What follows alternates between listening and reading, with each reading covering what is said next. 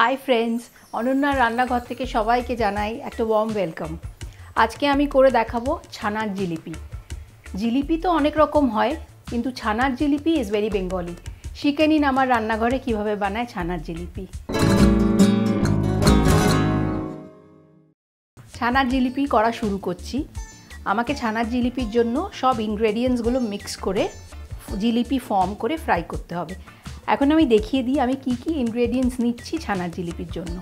আমি নিয়েছি milk powder, ছানাটা আপনি বাড়িতে বানানো ছানা ইউজ করতে পারেন, আমি রেডিমেড পানির নিয়েছি, সুজি, চিনি, ময়দা আর একটু নুন। আর আমি এটা মিক্স করব একটু দুধ দিয়ে। আমি মিক্স করা শুরু করছি। বেসিক্যালি এই সব ইনগ্রেডিয়েন্টস ভালো করে ম্যাশ করে একটা স্মুথ ডো মতন ফর্ম হবে। সেই ডোটা আমি জিলিপির শেপ দেব। ততক্ষণ অবধি মেশাতে হবে যতক্ষণ না একদম স্মুথ না হয়ে যাচ্ছে আর একদম ইলাস্টিক স্মুথ একটা ডো তৈরি না হচ্ছে। ভালো করে মিক্স করার পরে যদি দুধটা দরকার হয় তাহলেই দেব। যদি খুব ড্রাই লাগে তাহলে একটু একটু দুধ দিয়ে আমি ডোটা ফর্ম করব। গণপতিকে দিয়েই আমাদের ফেস্টিভিটি শুরু হয়ে যায়।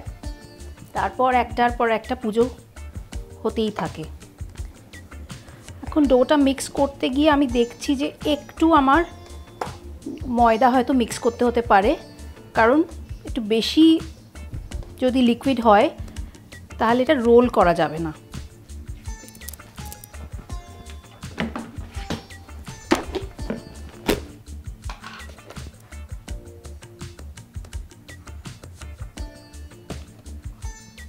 This actually depends on the water content in your ছানা।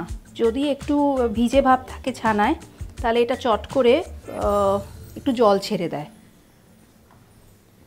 এই ডোটাকে যদি আমি একটু রেস্ট করি তারপরে আমার রোল আউট করতেও সুবিধা হবে। তো আমি একটু রেস্ট করব ডোটাকে, একটু ফ্রিজেও রেখে দিতে পারেন if you have the time. তারপরে ওটাকে আমি রোল করে কি করে জিলিপির ফর্ম করে সেটা করে ভাজবো। আমার ডোটা এখন অনেকক্ষণ রেস্ট পেয়েছে। এবারে আমি একটা পোর্শন আউট করে নেব। আপনি পুরোটাও একবারে ছোট ছোট লাইন সাইজ পোর্শন করে আউট করে নিতে পারেন। আমি একটা একটা করে নিয়ে দেখাচ্ছি কি করে ফর্ম করে জিলিপিটা। একটু ময়দাতে রোল করে নেব, তাহলে আমার ওই জিনিসটা রোল আউট করতে সুবিধা হবে। এবারে এটা লম্বা একটা সিলিন্ডারের মতন বানিয়ে নেব। এটারও আবার দু রকমের শেপ দেওয়া হয়। একটা যে বিদেশে প্রেটজেল পাওয়া যায়, অনেকটা প্রেটজেলের মতন শেপ দেওয়া যায়, যেটা এরকম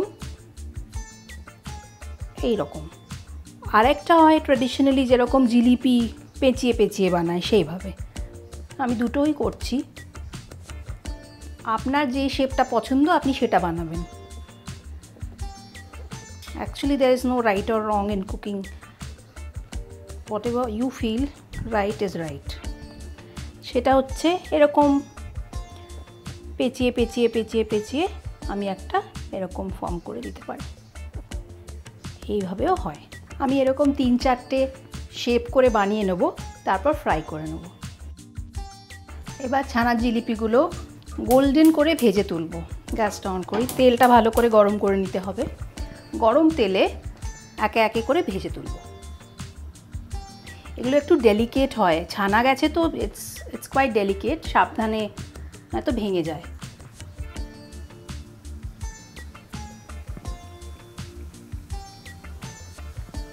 আমি দু রকম শেপই বানিয়েছি, যেটা আপনাদের পছন্দ।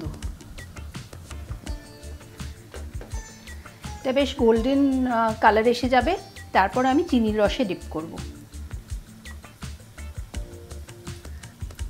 একটা জিনিস লক্ষ্য করেছি, জিলিপি কিন্তু কখনো স্ট্রেট হয় না, সবসময় প্যাঁচ প্যাঁচ প্যাঁচ প্যাঁচ হয়। একদম সুন্দর সোনালি রং হয়ে গেছে। আমি এবারে এটাকে বন্ধ করে দেবো। আর আমি একটা চিনির রস বানিয়ে রেখেছি, 1 কাপ চিনি, 1 কাপ জল, একটু এলাচ দানা দিয়ে আমি একটা সুগার সিরাপ বানিয়ে রেখেছি। এখন সোজা এটা থেকে নিয়ে এখানে ডিপ করে দেবো।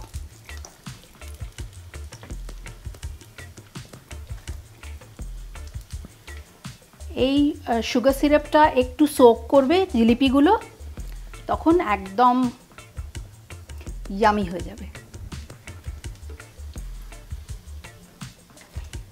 ইয়েস, তো এটা এখন এটাকে সোক করতে দিলাম। একটু সোক করে নিলে অ্যাবসলিউটলি রেডি। সো ছানার জিলিপি ইজ ডান। রেডি হয়ে গেছে আপনাদের জন্য ছানার জিলিপি।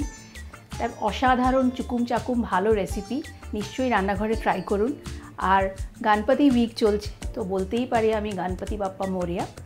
আর লাইক করুন, কমেন্ট করুন, শেয়ার করুন, আর নিশ্চয়ই বানাবেন রেসিপিটা আর আমাকে জানাবেন কীরকম হলো। ভালো খান, ভালো খাওয়ান, ভালো থাকুন, আর সাবস্ক্রাইব করুন অনন্যার রান্নাঘরে।